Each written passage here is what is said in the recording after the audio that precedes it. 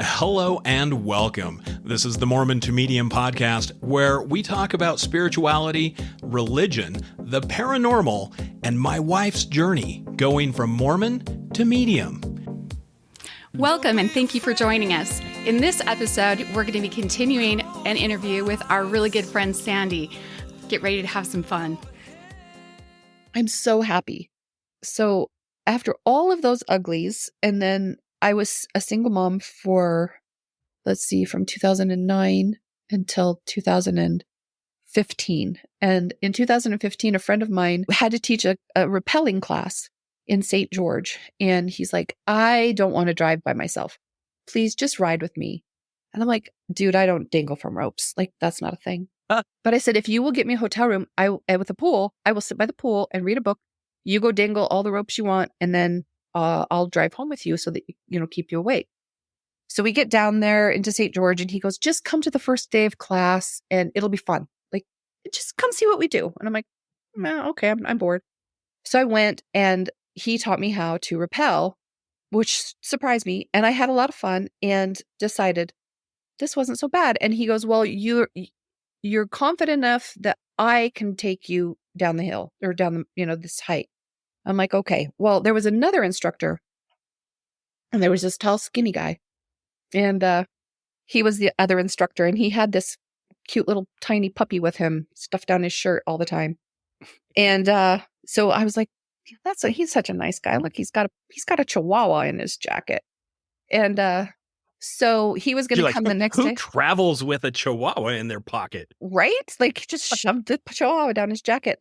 So the next day we go on this huge hike and there's all these amazing views and I've never done anything like that in my life. And I rappelled down these hundreds and hundreds of feet and I didn't die. And I was starting to flirt with this tall, skinny guy because, God, he was so cute. And so this one really scary rappel, I told there was 3 guys that were helping me make sure that I didn't die. So I told him, I said, to the cute guy, I said, I said to all 3 of them, I said, if I survive this, I'm going to kiss you all full on the mouth. That's just how we're going to end this rappel. And, so my friend was like kind of laughing going, yeah, I bet she is, So I get to the bottom and this nice man down there, he helped me. And I heard and kissed him on the mouth. I'm like, dial. And then I grabbed the tall, skinny one and I was like, I kissed him and it was the worst kiss in the whole world. Like, I don't think he heard me. And B, I don't think he believed me. And so literally it was like kissing a tree. It was just like a thunk. And I'm like, well, shit, that was not very flirty. Like, how do you flirt that badly, Sandy? Like, come on. I mean, I know you're out of practice, but seriously. So I was like, now I'm just embarrassed. So we get through the hike and I'm still just following this guy around and I just think he's so cute. We get to the end and everybody's kind of saying goodbye and exchanging phone numbers so we can exchange pictures, exchanging Facebook and whatever. And he was so kind and he hugged me and he spun me around and he sticks me up in the side of his shirt and he goes, I'm taking this one home with me. And I looked at him, I said, well, be careful what you wish for because I'd probably go. And that was it. Like, and he just was joking and I'm just like, okay, So I go back up north and he goes to his house and we start, Facebook messaging to exchange pictures. And I said, I sure hope your friend, because he had come with a woman and I'd come with my friend Stu. And so I said, I sure hope, your friend wasn't offended that I kissed you. And he goes, well, why would she care? We're not dating. I'm like, oh. And he goes, well, did Stu care? And I'm like, why would Stu care? We're not dating. And he goes, oh. And I said, there's a concert. You should come up and go to this concert. And he was like, okay, I don't have anything to do. He stuffed that Chihuahua down his jacket, jumped on a motorcycle and came up that weekend. And we went to a concert and spent the weekend and just had a blast. And then Thanksgiving came and he had to come up to see his kids. And so we spent that weekend again, just having a blast. And he invited me to come down. He's from Kanab, Utah. And I'm like, what's a Kanab? Like, I Googled it. Like, I've never heard of Kanab. And so I had my friend Stu drive me down because I don't drive in the winter and I can't drive at dark. And so Stu takes me down and drops me off. And I go and I came around the corner of this stupid little podunk town. And I thought, you're home. You're home. Oh. And I'll be damned. I grew up in a small town. I was never going to go back to a small town. I wanted to live in the city. I want to retire in Seattle or New York or Portland. I'm city. And I came around the corner and I was like, God damn it, I'm home. And I'm like, nah. And so then I'm like, don't get excited. Like, this guy barely knows you. And so, we visited a couple times. And one time he actually told me, he's like, don't let the red dirt get in your ears. You'll fall in love with it. And I said, too late. I'm already in love. And he looked at me and he goes, I was afraid of that. And so I was like, oh dear, this is not going well. I'm like trying to tell him that I love him. And he's like going, don't. And so there was some back and forth. And the next thing you know, he's like, what are you doing in June? And I'm like, I don't know. And he goes, well, let's go to Peru. And I'm like, what? And he goes, yeah, I've got some friends who are going to Peru. And I'm like, oh, I'll go to Peru. So I went and got a passport, and my friend Ken and Caitlin took me to Peru with Russ, and I came back and fully in love. And he was like, okay, I've had enough of you. Like 2 weeks with you was like plenty. We're good. And I'm like, wait, time out. What? Like, no. This is not how my story ends. Like, no. And so there was a month where we kind of, didn't talk very much. And then finally I just said, you just need to let me love you. You need to let somebody love you. You deserve to be loved. And he's just like, well, you don't even live here. And I'm like, well, have you asked me to come live there? And he's like, well, you would need a job and and I'm like, well, I'll come down and get a job. And I moved down. It seriously just reminds me of Grey's Anatomy. And she's like, pick me, choose me, love me. And I was just like, well, what is wrong with this? Like, I can see our whole future laid out. And he's like going, no, no, thanks. Thanks for coming to Peru with me. I needed a companion. But I'm like, oh, like, this is going to be my life now. And so, but I came down, I met some wonderful, amazing people, and they gave me a wonderful, amazing opportunity for a job. And it has turned into something beautiful in 9 years. And 2 years ago, Russ asked me to marry him. And we eloped to my favorite peekaboo slot canyon. And my youngest daughter performed the ceremony. She went and got ordained, and she performed the ceremony. And then we just celebrated our life, and we've just had every adventure that you can imagine ever since. So I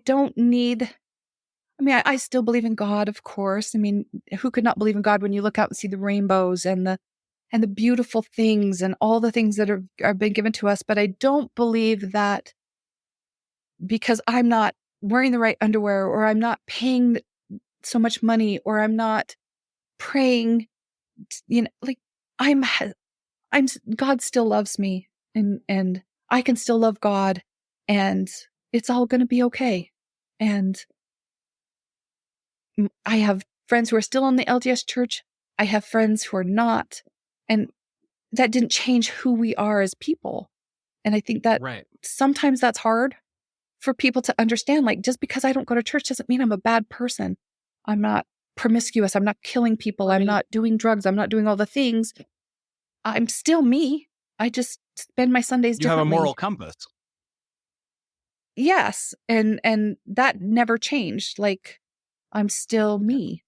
So, yeah, I mean, the road has been bumpy, and it's hard some days, but I've never been happier. And I'm going to hold on to it and live my adventure with Russ until I don't have any more adventure to have. So I just have to interject because I'm over here losing my shit.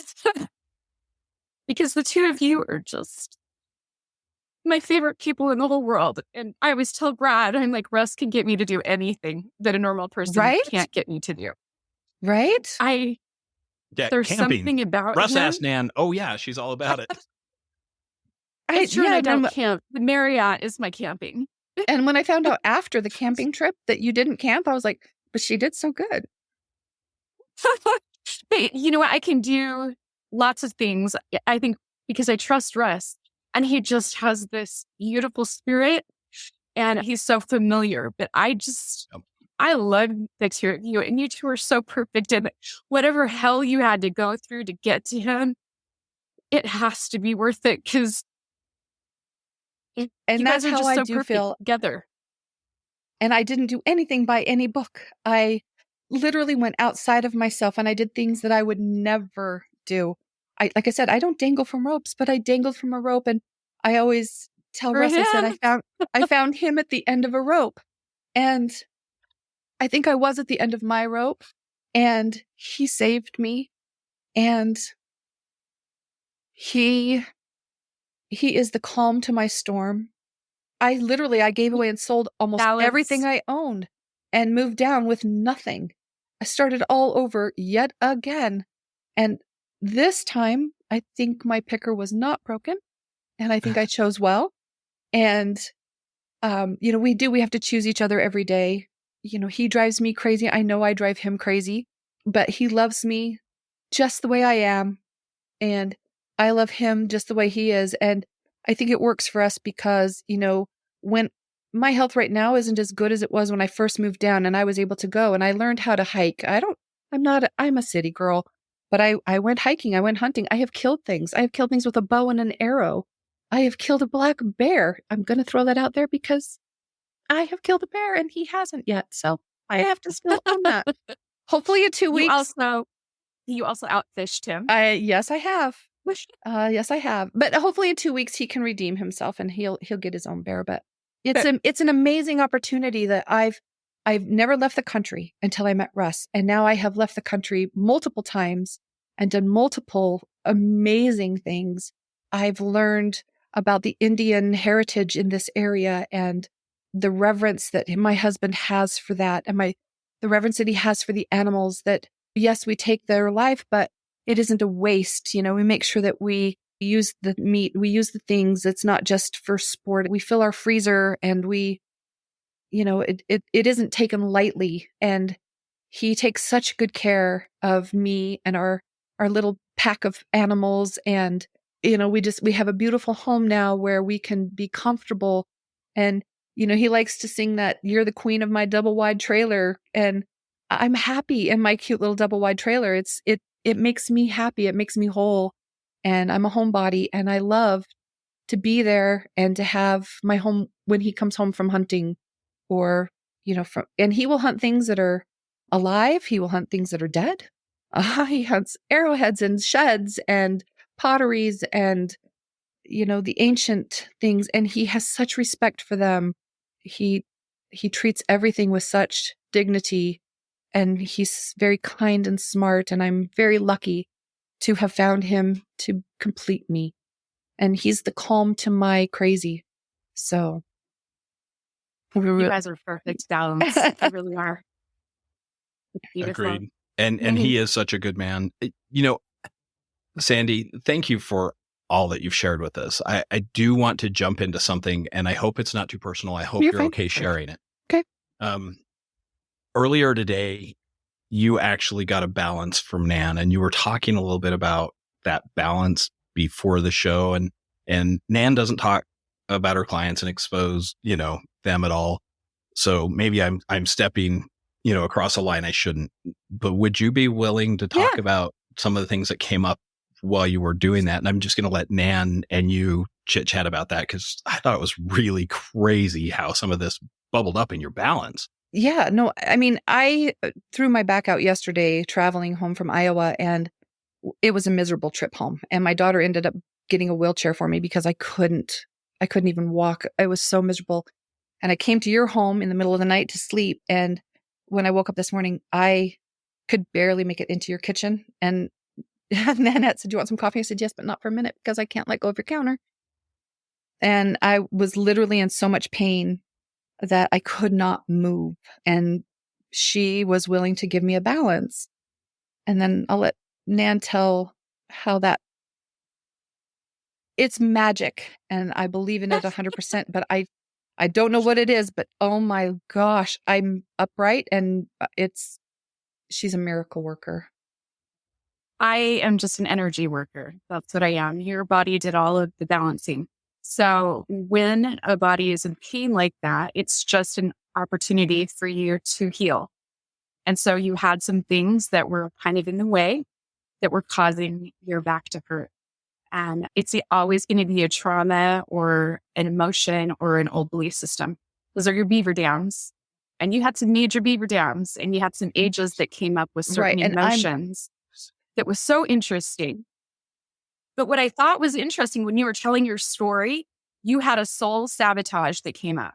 Soul sabotage. And when we're talking about all of that religious stuff and you wondering if God is there and if he cares about you and all of that stuff, I'm just like losing it. And I even Yes. texted you, soul sabotage. This was it. Right. Well, and like one of the words that you had given me was unhappy. And it was at the age of 23 that I was unhappy.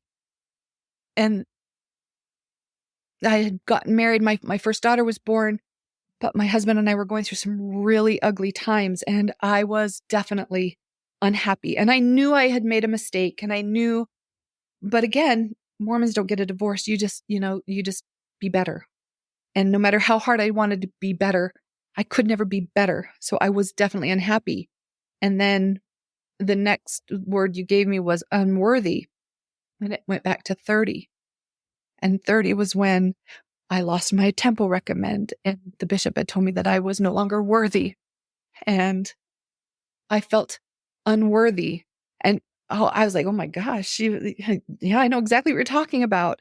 And then at 55, you talked about, I can't remember the word. Shoot, I should have written it down. But it was like, you're spot on. And you found all those things. And then once we, talked about those beaver dams and you helped me to release them, it was amazing because I could literally feel the energy in my legs. My legs had been numb from the pinch in my back. And suddenly I could feel the energy. My left leg woke up first and my right leg kind of still beaver dammed into my hip. And then we went a little further and a little deeper. And then all of a sudden it was just like this whoosh. And then I could feel this pressure in my head and in my ears. And it was just like, it was crazy because it was just like so much was just coming and it just like almost exploding out of my face and exploding out of my ears. And then I just felt good again. Now, is my back completely healed? No. But can I move? Yes. Can I stand up and sit down without, wanting to cry? Yes. Did you heal degenerative spine disease? No. But did you make it so that I could function in human society? Yes. And that releasing that balance, hooey wooey voodoo shit, Brad, your wife's got it in spades. She's amazing. You know what I love? I love to hear, how it affects the body and how you start to feel that energy return. I always stand in reverent awe of the body and of your spirit and how your body knows how to heal itself. All of our bodies do. All I do is move energy and I'm really good, but you're the one that does the healing. So it's not really me that's causing you to feel better. It's you. And you have to remember the beaver dam that you had has been there a long time. Yes. And so it's going to take a little bit of time for that energy to come through and heal. And can your degenerative disc heal? 1,000%? Yes, Right. it can. But we want to make sure that, you take care of your cute body while she's healing. Because it does take time, but you did some major hard work today. And it's just so interesting hearing your story. I'm just blubbering like a fool because I'm like remembering your balance going like, oh, that was bad. Oh, that was bad. I mean, so crazy. Right. And that's kind of how it's brought it all back and it's brought it all out. But at this time, like retelling my story, yes, I cry, but trust me, I cry all the time.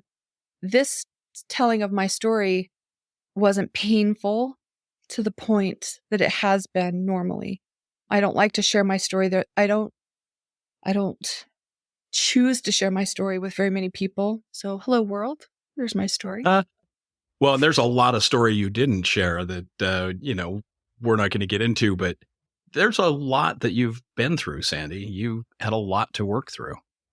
And your body's releasing. Remember that with you crying like this is you releasing still. You're fresh from a balance. So you're releasing body, mind, and soul, Right. and you're doing it. So this is you doing the work, not me. Right. Yeah, no. And I've got voodoo here hugging me and I couldn't be happier. So yeah, I just appreciate everything. Russ brought me to you. And for that, I will always be grateful. So stepping outside of my comfort zone has healed me in the past. So I felt like, why not? Let's step out of my comfort zone and see if it can continue to keep healing. Absolutely. Absolutely. You're amazing. Thank you for being vulnerable and for sharing your story, Sandy. We just love you so much. And I love you too. And you are a warrior. You're a goddess warrior. Yes, absolutely. Thank you. And thanks for sharing. Thanks for sharing with everybody out there. I think that stories like yours help a lot of people. And that's one of the things I love to do on the show is have these types of interviews, because the more folks that we talk to, I think the more light we can shed in those dark places.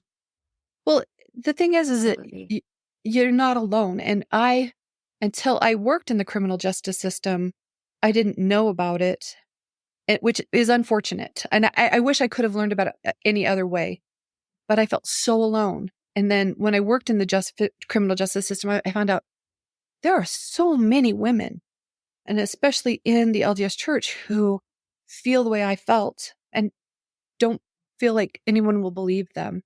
That all you have to do is just, if I was just a better wife, if I was just a better person, if I was just, no, you're fine. Like, look outside yourself, and you're not alone in that. And I wish more women knew that there was a support.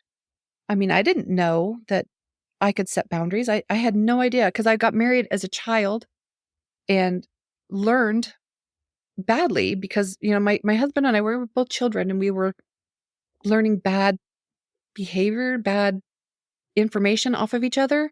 And so I didn't know that I didn't have to be treated that way. Like, I didn't know I could stand up for myself. Like, and as a grown ass woman, you would think that you would get that. But I honestly didn't get it. I do now. I would never allow Russ to treat me that way. Like, I'd hit the highway, dude. But I didn't know that was an option. It's weird. And I think this is a really good place to put out that there is help out there. If you're in a situation where you are being abused, you are in a domestic violence situation, there is a hotline you can call. It's 1-800-799-SAFE, 7233. So 1-800-799-SAFE, or you can go to thehotline.org. Get help. Talk to someone, talk to a police officer, talk to a counselor, a trusted ecclesiastical member, but don't struggle through it alone. Yeah, because you're not alone. And that isolation is what perpetuates all of it. It perpetuates your belief that you're not good enough, and that you deserve to be treated badly. Like, we had sex before marriage. And so I figured God was punishing me, and that was my punishment. And that's my fault. Like, I shouldn't have done that. And now I have to pay that price. Well, you don't have to pay that price in forever. Like, that's what I was taught. That's how I was raised. And I look at it now and I think, how stupid was I?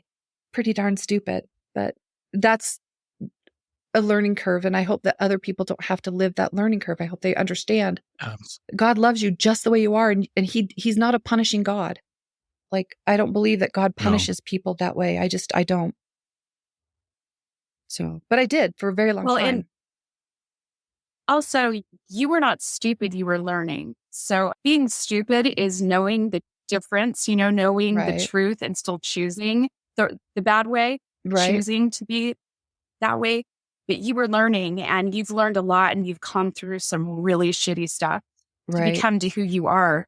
But now you are a voice for other people, and you're a strength for women, and you're such a light. And I'm so thrilled that you and Russ are a thing, and our cruise was awesome. Was it not the best? I just have to. It was the best. It was so much to do it often. Thanks, Brad. Thanks, Nan. Thank you so much, Sandy. We have loved having you on here. And thank you, everybody who is watching this on YouTube or listening on one of the platforms that you get your podcasts. Please make sure to like and subscribe. It really helps us out a lot. We really love you and appreciate all of you guys. And we'll see you on the other side of the veil.